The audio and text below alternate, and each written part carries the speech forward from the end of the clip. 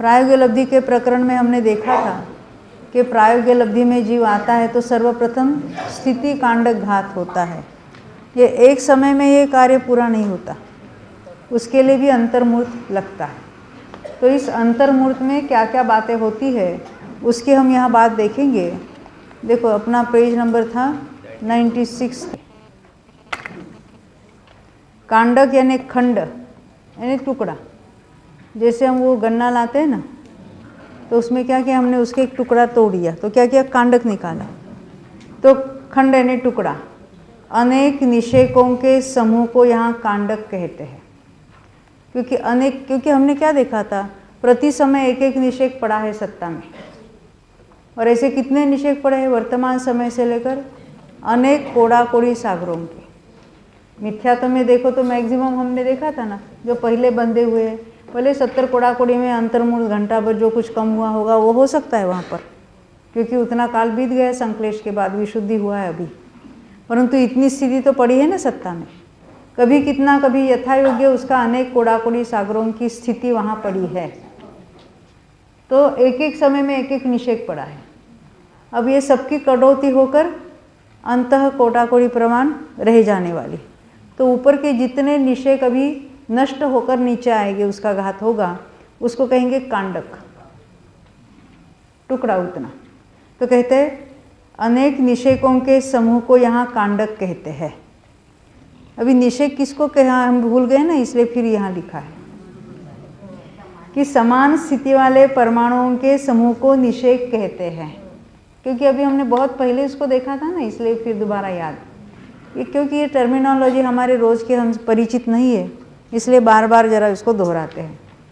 एक एक समय में एक एक निषेक, इस तरह अनेक कोड़ा कोड़ी सागरों के, यानी सागर के अभी कितने साल हो गए, उसे साल में कितने सेकंड हो गए, उसे एक एक सेकंड में कितने समय हो गए, एक एक समय में एक एक निषेक। तो कितने सारे असंख्यात निषेक पड़े हैं वहाँ पर, ये सत्ता में रहते हैं। उनमें से अंतः कोड़ा कोड़ी सागर प्रमाण स्थिति के निषेक छोड़कर, यानी नीचे उदय से लेकर उतने छोड़कर ऊपर के सभी निषेकों के समूह को यहाँ एक कांडक रूप से ग्रहण किया। एक कांडक क्यों कहा, यहाँ प्रायोगिक लब्धि में एक ही बड़ा स्थिति कांडक घात होता है।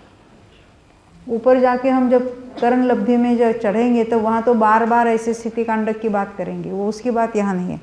अब यहाँ एक ही बड़ा स्थिति कांडक घात होता है, जिससे स्थिति सबकी इतनी कम हो जाएगी। सभी कर्मों का अलग अलग है, सभी कर्मों का अलग अलग है। कांडक आयाम भी यथा योग्य अलग अलग होता है, जिसकी बहुत ज़्यादा स्थिति उसकी उस मात्रा में कम हो जाएगी। देखो यहाँ हमने देखे थे वर्तमान समय से लेकर सारे वहाँ निषेक पड़े हैं। अभी यहाँ गुणश्रेणी लिखा है, इसको अभी कंसिडर मत करो। यहाँ गुणश्रेणी की कोई कार्य नहीं हो रहा है, ये बाद में होने वाला कार्य है। अभी हमको यहाँ केवल स्थिति कांडक घात को समझना है। तो ये अनेक, यहाँ जो ब्लैंक लिखा है ना, यहाँ पर भी निषेक है, ऐसा इमेजिन करो। अब क्या होने वाला है, यहाँ के इतने सारे निषेक है, वो सारे एक समय में सभी नीचे आते करते सभी नीचे के निषेकों में आ मिलते। दरेक में थोड़े थोड़े थोड़े बंटवारा होकर यहाँ तक बंटवारा होगा। यानी ये सभी ऐसे वर्टिकल इसमें से निकालो एक छाला। जैसे हमको इतना टुकड़ा करना है गन्ने का, क्या करते, इस स्लाइस करो, फिर दूसरा करो, फिर तीसरा करो। इस तरह से एक एक फाली में से ऐसा होकर उसके परमाणु नीचे आ गए। दूसरे समय में दूसरी फाली जिसको कहेंगे, उसकी टर्मिनोलॉजी क्या, फाली, दूसरा लॉट नीचे आएगा सभी में से। फिर तीसरा लॉट नीचे आएगा, चौथा लॉट नीचे आएगा, और फिर अंतिम लॉट नीचे आएगा। तो क्या होगा, स्थिति इतनी स्थिति एक छोटे अंतर्मूर्त में कट डाउन होगी। असंख्यात वर्षों की स्थिति जो बंधी पड़ी थी सत्ता में, वो कट डाउन होकर, वो परमाणु तो रहे सत्ता में, पर स्थिति में कटौती हो गई।